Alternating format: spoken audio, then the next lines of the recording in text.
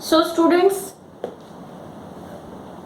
we have started classification chapter diversity in living organism.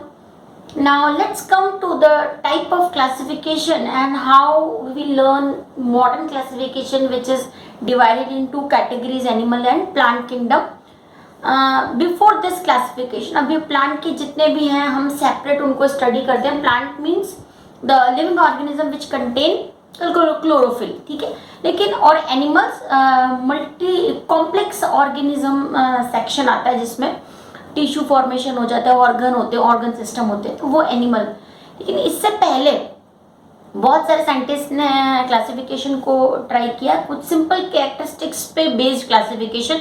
उसमें से सबसे पॉपुलर क्लासिफिकेशन है व्हीटेकर्स 5 किंगडम क्लासिफिकेशन. मीन्स उन्होंने जितना भी लिविंग वर्ल्ड है उनको 5 जो कैटेगरीज में यानी 5 किंगडम्स में डिवाइड किया. Monera, Protista, fungi, Plantae and animalia, ठीक है. तो इनके कैरेक्टरिस्टिक्स को स्टडी करते हैं. व्हीटेकर का जो क्लासिफिकेशन था वो कौन से बेसिस पे था? Means mode of nutrition, cell structure, body type, ठीक है, यानी सेल ऑर्गेनाइजेशन उनका कैसा था, उस पे बेस्ड क्लासिफिकेशन किया उन्होंने. मीन्स प्रिमिटिव लेवल से स्टार्ट किया, जैसे मोनेरा है ना. तो फर्स्ट क्लास उन्होंने इसी ऑर्डर में ये क्लासिफिकेशन है, सिंपल टू कॉम्प्लेक्स किंगडम. सबसे पहले है मोनेरा, ठीक है, most primitive kingdom of living organism, जिसमें प्रोकैरियोटिक ऑर्गेनिज्म जितने भी प्रोकैरियोटिक ऑर्गेनिज्म प्रेजेंट हैं वो सब इंक्लूड होते हैं. प्रोकैरियोटिक मतलब there is no nuclear membrane, there is no membrane bound cell organelles. So all prokaryotic organism include in the category of Monera. सबसे primitive टाइप के ऑर्गेनिज्म जो किंगडम में आते हैं वो होती है मोनेरा, ठीक है. उसके एग्जाम्पल है simple bacteria and blue green algae, जिनको साइनोबैक्टीरिया भी कहते हैं, ठीक है. तो ब्लू ग्रीन एल्गी को शॉर्ट में कई बार आप देखोगे तो BGA लिखा हुआ आएगा. और बैक्टीरिया सिंपल जो बैक्टीरिया होते हैं जो जिनके ऊपर कोई न्यूक्लियर मेम्ब्रेन नहीं होती, कोई मेम्ब्रेन बाउंड ऑर्गेनेल्स नहीं होते, ये प्रोकैरियोटिक होते हैं और फर्स्ट किंगडम ऑफ क्लासिफिकेशन बनाते हैं, that is Monera. Okay, next category है प्रोटिस्टा. प्रोटिस्टा ऑब्वियसली हम जब मोनेरा से protista, fungi, Animalia, kingdom, Plantae पे आ रहे हैं तो ऑब्वियसली जो कॉम्प्लेक्सिटी ऑफ सेल स्ट्रक्चर है वो बढ़ रही है ना. लेकिन अभी भी प्रोटिस्टा तक भी टिश्यू फॉर्मेशन नहीं हुआ है. तो प्रोटिस्टा में न्यूक्लियर मेम्ब्रेन फॉर्म हो जाती है, यानी वो यूकैरियोटिक है बट यूनिसेल्यूलर है. यूनिसेल्यूलर है मतलब उनका जो बॉडी ऑर्गेनाइजेशन है, यानी उनका जो सेल है, उनकी जो बॉडी है, that is made up of only one cell. There is no tissue formation obviously and there is no division of labour present, क्योंकि एक ही सेल है, एक ही सेल को सारी प्रोसेसेस करनी है, इसलिए वहां पर डिवीजन ऑफ लेबर नहीं होता. तो मोनेरा और प्रोटिस्टा में क्या डिफरेंस है? मोनेरा भी प्रिमिटिव ऑर्गेनिज्म है बट दे आर प्रोकैरियोटिक, है ना, यानी there is absence of nuclear membrane in their cell और and membrane bound structures are absent. But protista organisms are eukaryotic. They have well developed nuclear membrane. All membrane bound cell organelles are present, but their body is made up of one cell only, है ना. तो उसके example में amoeba है, protozoa है, sorry जो protozoan के example होते हैं अमीबा, प्लाज्मोडियम, पैरामीशियम, यूग्लिना, ये सारे जो है वो प्रोटिस्टा में आते हैं. अब प्रोटिस्टा में सेल तो एक ही है लेकिन उनके जो रहने का मेथड है वो चेंज हो सकता है, यानी वो सॉलिटरी मतलब अकेले भी रह सकते हैं जैसे अमीबा है, और ग्रुप्स में भी रह सकते हैं जैसे यूग्लिना है. ये यूग्लिना और अमीबा ये सॉलिटरी मतलब अलोन रहते हैं, और कुछ प्रोटिस्टा जो होते हैं वो इन कॉलोनीज रहते हैं तो उनको कॉलोनियल कहते हैं. मोनेरा से प्रोटिस्टा तक आते आते जो दो चेंजेस होते हैं, एक तो न्यूक्लियर मेम्ब्रेन में चेंज होता है और दूसरा होता है लोकोमोशन, यानी उनमें लोकोमोटरी ऑर्गन डेवलप्स हो जाते हैं. जैसे यूग्लिना की बात करो तो यूग्लिना के अंदर जो है वो ये मैं यहाँ बनाती हूँ. यूग्लिना में इस तरह का एक फ्लैजिला होता है, पैरामीशियम में सीलिया प्रेजेंट होते हैं, सीलिया मतलब बिल्कुल फाइन थ्रेड लाइक स्ट्रक्चर उसकी पूरी बॉडी पे प्रेजेंट होते हैं जो लोकोमोटरी ऑर्गन होते हैं। तो प्रोटिस्टा तक आते आते एक तो लोकोमोटरी ऑर्गन डेवलप हो गए, यानी जो ऑर्गेनिज्म है वो लोकोमोशन यानी मूवमेंट करेंगे, ठीक है। और दूसरा वो यूकैरियोटिक होंगे यानी उनकी न्यूक्लियर मेम्ब्रेन डेवलप होगी या उनके पास न्यूक्लियस विद न्यूक्लियर मेम्ब्रेन होगा। Okay, so this is Protista. Now fungus, fungus word जो है वो माइको से रिलेटेड है। Study of fungus is known as mycology, है ना। तो mycology is study of fungus को कहते हैं। फंगस में कैसे ऑर्गेनिज्म है, क्योंकि मैंने आपको पहले बताया कि व्हिटेकर का जो क्लासिफिकेशन है वो mode of nutrition, cell structure पे बेस्ड है और लोकोमोशन, है ना। तो मोड ऑफ न्यूट्रिशन की बात करें तो फंगस में हिट्रोट्रॉफिक मोड ऑफ न्यूट्रिशन होता है। अब यहाँ पर दो वर्ड है, एक हिट्रोट्रॉफिक और एक ऑटोट्रॉफिक। ऑटोट्रॉफिक मतलब ऐसे ऑर्गेनिज्म जो अपना न्यूट्रिशन खुद फॉर्म करते हैं, जैसे प्लांट्स, क्योंकि उनके पास क्लोरोफिल है और वो अपना खुद फूड सिंथेसिस करते हैं। ऑटो मीन सेल्फ, ट्रॉफिक मतलब न्यूट्रिशन, तो उनको बोलते हैं autotrophic nutrition means organism which contain chlorophyll. लेकिन फंगस जो है वो हिट्रोट्रॉफिक की कैटेगरी में आते हैं और हिट्रोट्रॉफिक में भी एक स्पेसिफिक मोड ऑफ न्यूट्रिशन है उनका, उसको बोलते हैं सेप्रोफाइटिक, ठीक है। सेप्रोफाइटिक मतलब organism which are dependent on dead and decay material for their nutrition. जो डेड सब्सटेंसेस हैं उनके ऊपर डिपेंडेंट होते हैं, उनको बोलते हैं सेप्रोफाइटिक। ये वर्ड पहले भी आया। और जो लिविंग ऑर्गेनिज्म पे डिपेंडेंट होते हैं उनको बोलते हैं पैरासाइटिक, है ना। जैसे हमने प्लाज्मोडियम का एग्जांपल देखा था, वो लिविंग होस्ट पर डिपेंडेंट होते हैं अपने न्यूट्रिशन के लिए, तो जो जिस पर डिपेंडेंट होता है उसको होस्ट बोलते हैं और उस ऑर्गेनिज्म को पैरासाइट बोलते हैं, ठीक है। तो सेप्रोफाइटिक फंगस जो होते हैं वो सेप्रोफाइटिक होते हैं। स्टडी ऑफ फंगस को माइकोलॉजी कहते हैं और सेप्रोफाइटिक जो वो हिट्रोट्रॉफिक का एक टाइप है।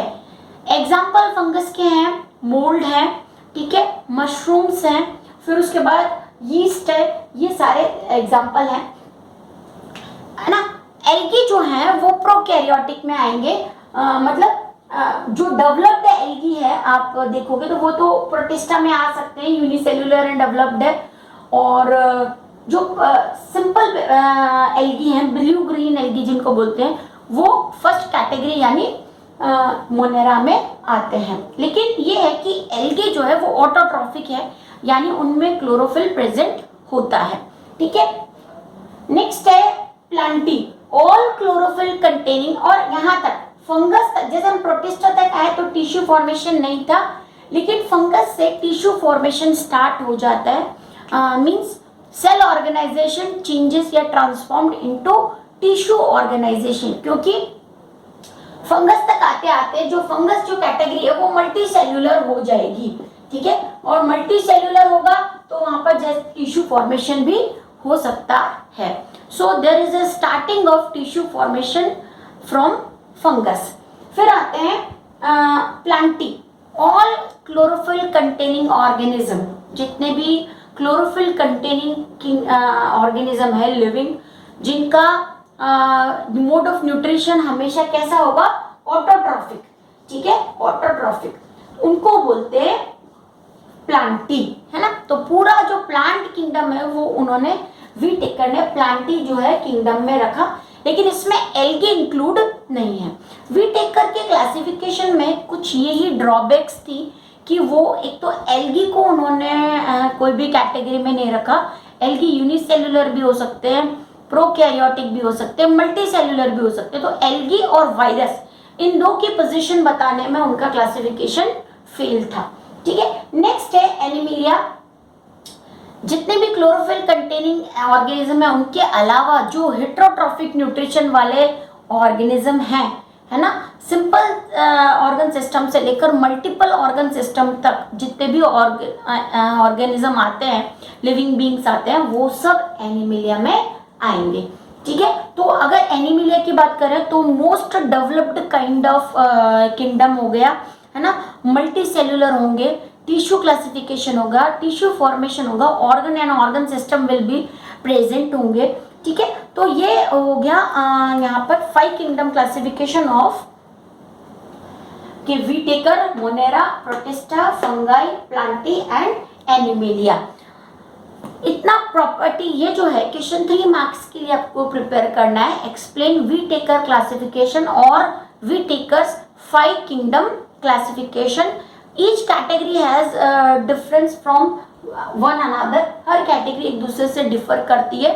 और सबसे प्रिमिटिव जो है वो मोनेरा है, सबसे डेवलप जो है एनिमेलिया है, ठीक है। इन 5 किंगडम क्लासिफिकेशन के दो ड्रॉबैक मैंने आपको बताया कि एक तो Whittaker couldn't explain the position of virus and any explanation or detail is not given by Whitaker in its classification। तो about virus, तो वायरस को एक्सप्लेन नहीं किया। दूसरा, एल्गी की कैटेगरी को वो डिफाइन नहीं कर पाए कि एल्गी जो है वो प्लांटी में रखने हैं कि प्रोकैरियोटिक में रखें, क्योंकि एल्गी के पास क्लोरोफिल होता है, वो यूनिसेल्युलर भी हो सकते हैं, मल्टी सेल्युलर भी हो सकते हैं। So these 2 drawbacks are there of Whitaker। Now let's come to the another point of classification। ये तो हो गया Whitaker की जो 5 किंगडम क्लासिफिकेशन था। दूसरा जो एक इम्पॉर्टेंट क्वेश्चन था बाइनोमन नोमेनक्लेचर, वो मैंने आपको ऑलरेडी एक्सप्लेन किया है। ये जब हम क्लासिफिकेशन आगे अब हम करेंगे प्लांट का, है ना, तो इससे पहले हमको एक और टॉपिक पढ़ना है which is known as lichen and which is an example of symbiosis।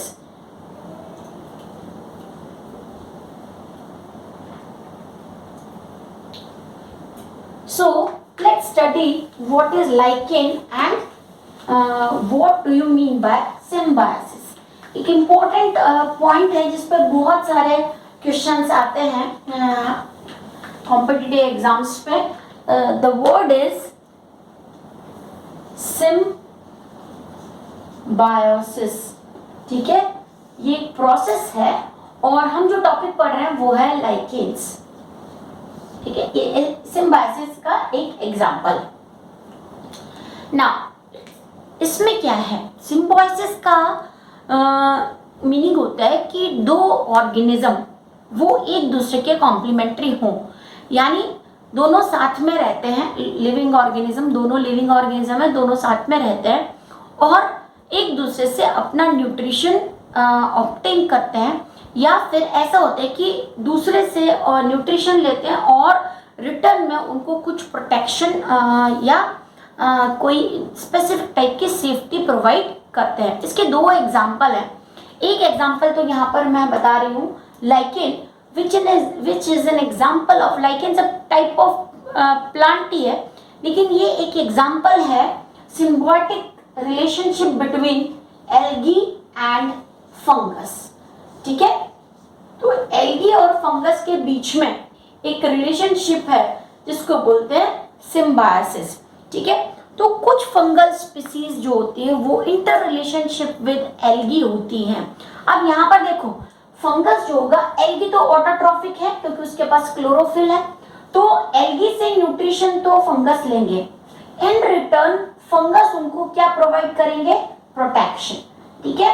तो एल्गी का क्योंकि यूनिसेल्युलर है, फंगस जो एल्गी जो है अगर ब्लू ग्रीन एल्गी है या साइनोबैक्टीरिया है तो प्रिमिटिव काइंड ऑफ ऑर्गेनिज्म है, उसको प्रोटेक्शन की नीड है। जो फंगस होते हैं उनकी सेल वॉल जो होती है वो काइटिन की बनी हुई होती है, और फंगस की जो आउटर मेम्ब्रेन होती है वो सेल वॉल होती है, तो वो कॉम्प्लेक्स होती है, इसलिए प्रोटेक्शन प्रोवाइड करती है। तो वो एल्गी को प्रोटेक्शन प्रोवाइड करेगा और एल्गी फंगस को क्या देगा, न्यूट्रिशन। सो दोनों जो ऑर्गेनिज्म है वो एक दूसरे का हेल्प करेंगे, both are complementary for each other. This type of relationship is known as symbiosis and the process is symbiotic life, ठीक है। तो लाइकेन्स जो एग्जांपल है वो इनके एग्जांपल है एल्गी और फंगस का। That means some fungal species live in a relationship with blue green algae। इसमें भी मैंने आपको जो एल्गी बताया वो BGA है, ब्लू ग्रीन एल्गी है। They are permanently dependent on each other for their life forms। The relationship is known as symbiosis and the species of algae and fungus is known as lichen. इन दोनों की जो relationship का example है वो lichens है। ठीक है, इसका पिक्चर भी आपकी बुक में दिया हुआ है। मैंने आपको एग्जाम्पल बताया कि from algae fungus will take their nutrition and provide protection to algae. Okay, so एक तो ये एग्जाम्पल हो गया। दूसरा एग्जाम्पल हम ह्यूमन लाइफ का ही लेते हैं। हमारी जो स्मॉल इंटेस्टाइन है उसमें एक बैक्टीरिया प्रेजेंट होता है, स्मॉल इंटेस्टाइन ऑफ ह्यूमन, और उसके साथ है ई कोलाई। ये आपने नाम सुना होगा, बहुत एग्जाम्स में पूछते हैं। ई कोलाई का फुल फॉर्म होता है एस्चेरिया कोलाई। अब स्मॉल इंटेस्टाइन तो ह्यूमन की है और इसके अंदर जो प्रेजेंट है वो ई कोलाई बैक्टीरिया है। अब ई कोलाई बैक्टीरिया तो स्मॉल इंटेस्टाइन से न्यूट्रिशन लेगा, क्योंकि जो भी हम खाएंगे उस पे डिपेंडेंट होगा ई कोलाई बैक्टीरिया, है ना। और स्मॉल इंटेस्टाइन उसको क्या प्रोवाइड करेगी, sorry, E coli small intestine से न्यूट्रिशन लेगा और ई कोलाई प्रोवाइड करेगा फाइट करेगा कोई भी एंटीजन आएगा उससे, और हेल्प करेगा to kill any other bacteria and specially digestion. ठीक है, कुछ कॉम्प्लेक्स मटेरियल्स होते हैं उनको डिकम्पोज करके उसके डाइजेशन में हेल्प करेगा। तो ये जो ई कोलाई बैक्टीरिया है ये यूजफुल बैक्टीरिया है। आपने माइक्रोब्स फ्रेंड एंड फो में पढ़ा होगा कि ये जो है हमारी बॉडी के गुड बैक्टीरिया है जो बॉडी के अंदर रहते हैं और बॉडी की डाइजेशन में हेल्प करते हैं। उसका एग्जाम्पल होता है ई कोलाई बैक्टीरिया। ऐसे ही जो कैटल होते हैं उनकी बॉडी के अंदर रूमिनेंट बैक्टीरिया प्रेजेंट होते हैं जो सेल्यूलोज को डाइजेस्ट करने में हेल्प करते हैं, और उनकी जो इंटेस्टाइन में प्रेजेंट होते हैं तो वो जो भी खाते हैं, हर्ब्स जो खाते हैं उसमें सेल्यूलोज होता है। उस सेल्यूलोज को हम डाइजेस्ट नहीं कर सकते, लेकिन वहां पर जो बैक्टीरिया प्रेजेंट होते हैं रूमिनेंट बैक्टीरिया, वो उस सेल्यूलोज को डाइजेस्ट कर पाते हैं। तो वो भी एक सिम्बायोटिक लाइफ का एग्जाम्पल है। ये हमारा मैंने आपको बताया कि एग्जाम्पल है सिम्बायोसिस का with human small intestine and E coli bacteria. E. coli take nutrition from small intestine of human beings, and to human it provide help in digestion, fight against or in the decomposition of different kind of harmful substances. तो उन harmful substances को ये bacteria क्या कर देते हैं, decompose भी कर देते हैं। ठीक है, तो एनिमल क्लासिफिकेशन में फाइव किंगडम क्लासिफिकेशन के बाद हमने दो टॉपिक किए हैं। एक तो सिम्बायोसिस, उसमें भी स्पेशली लाइकेन्स पे नोट होता है कि short note right note on about lichens. और अगर सिम्बायोटिक के ऊपर पूछेंगे तो आपको दोनों एग्जांपल लिखने के, human being and human beings small intestine and E coli and another section cyanobacteria और blue green algae and relationship with fungus. ठीक है, तो ये हो गया आपका five kingdom classification and lichens. Now some questions are there. अब जो टॉपिक होता है उससे रिलेटेड जो क्वेश्चंस हैं वो मैं आपको बताऊंगी। जैसे मैंने लास्ट सेक्शन में आपको बताए थे 2 क्वेश्चंस इंपॉर्टेंट थे, write note on binomial nomenclature या explain binomial nomenclature. And next now detail question is there, explain five kingdom classification. फिर वहां पर एक क्वेश्चन और था, write down the categories of classification. तो आपको वो 7 कैटेगरीज लिखनी थी। So now there are 6 question I am giving to you. ये आपका असाइनमेंट भी है और क्वेश्चंस भी है जिनके आंसर्स आपको लिखने हैं। यानी अब हम जो चैप्टर कर रहे हैं या जो सेक्शन कर रहे हैं उससे रिलेटेड मैं आपको क्वेश्चंस दूंगी। Question number 1, what are the basic characteristics for classifying organism. अब आप रीड कीजिए चैप्टर और इन क्वेश्चंस के आंसर लिखिए। What are the basic characteristics for classifying organism, या इसको दूसरा भी कह सकते हैं, what are the basis of classification. ठीक है, या where is the need of classification, दोनों टाइप से क्वेश्चन हो सकता है। Give the hierarchy of classification, hierarchy मतलब categories. Question number 3, explain Whittaker's five kingdom classification with example. Question number 4, give difference between kingdom Monera and Protista. Question number 5, what is the basic unit of classification, simple fill in the blanks type question है। Species इसका answer है, basic unit of classification या biggest unit of classification बोलेंगे तो kingdom. So question number 5 था what is the basic unit of classification. And last question, what is symbiosis, explain. So these 6 question I have given, in which the question number 5 is a small fill in the blanks, इसका answer species है। अब better ये है कि आप ये 6 question जो है इनके आंसर्स नोटबुक में लिखे, इन्हीं आंसर्स के थ्रू आपके जो है इस चैप्टर के नोट्स प्रिपेयर हो जाएंगे। In another section we will study about plant classification or overview chart of plant classification. Okay, thank you.